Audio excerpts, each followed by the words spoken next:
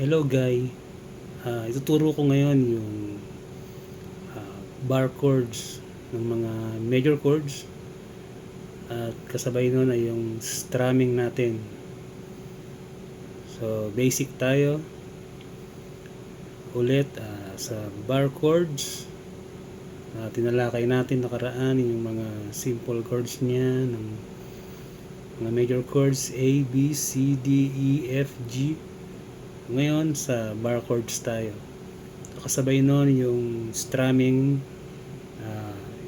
gagawin natin. Yan. Kumbaga step by step lang, dahan-dahan lang hanggang sa makuha ninyo. Okay? So A.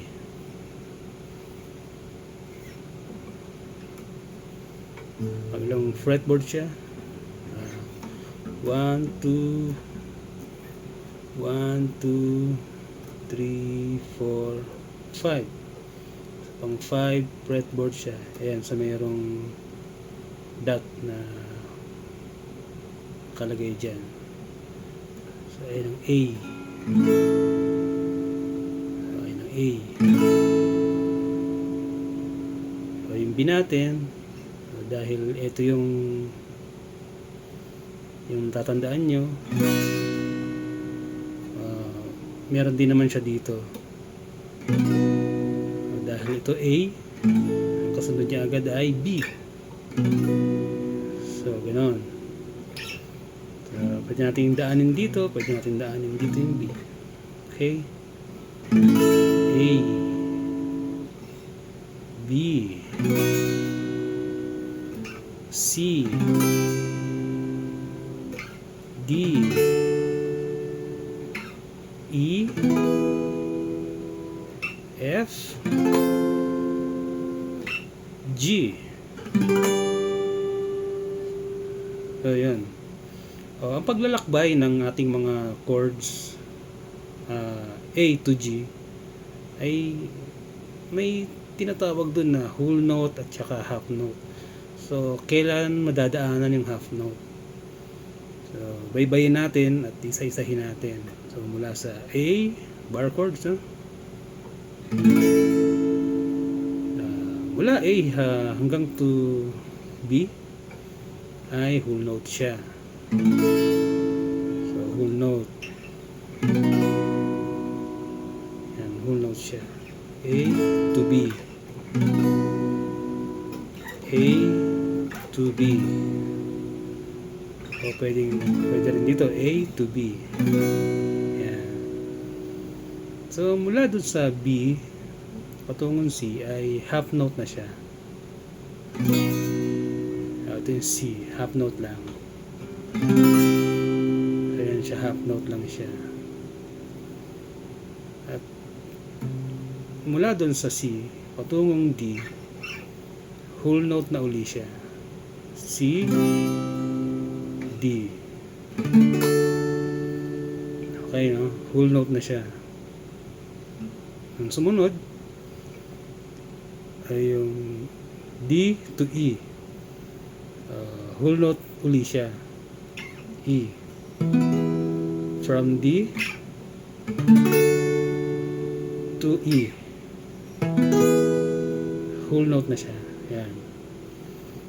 So, galing E hanggang F ay half note na uli siya.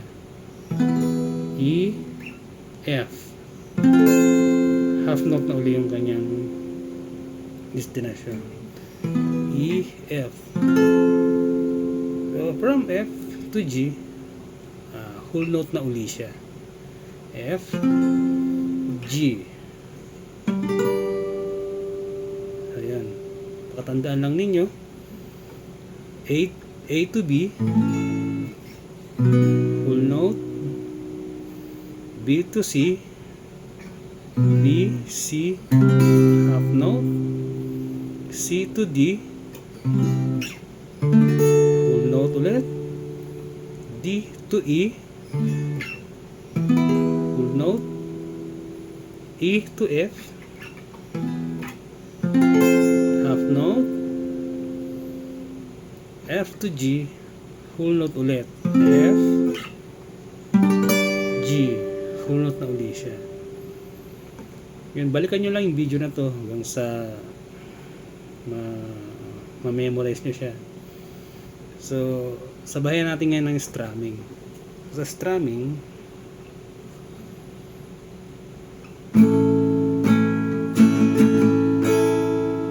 yan, hanggang sa umikot sa tenga nyo yung ganung tunog.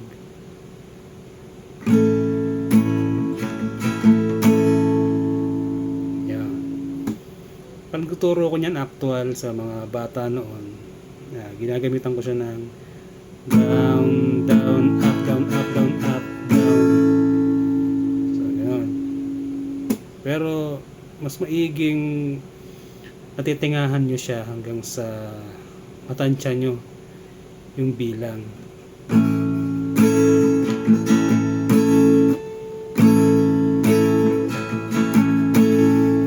So, ganun, no? Okay, lakbayin natin mula A, bar chords hanggang G. Okay? Kasabay ng strumming.